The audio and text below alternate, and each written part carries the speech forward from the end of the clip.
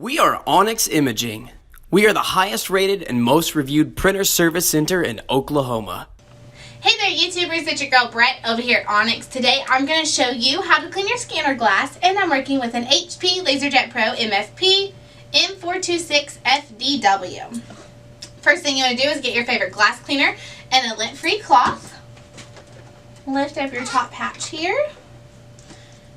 When you are putting the glass cleaner, you want to put it on the cloth. You don't want to put it directly onto the glass.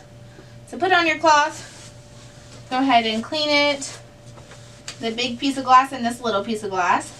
You might see pin marks or even maybe some whiteout on there sometimes. So if it's still on there after your initial cleaning, go ahead and do it another time. If you're seeing more defects when you're using this part of the printer, you want to focus on this little strip of glass.